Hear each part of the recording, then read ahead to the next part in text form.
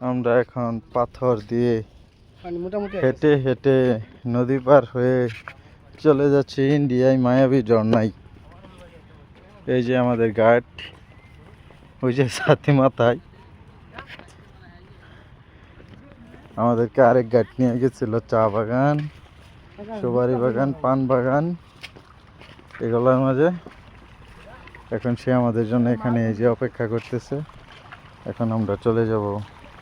ও পাহাড়ি পানি।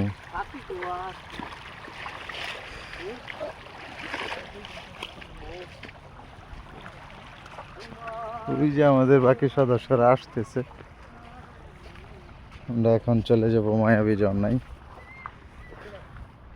ওই যে আমাদের গাইড, আমাদের গাইডের বাড়ি হচ্ছে কাপাসিয়া টুকে।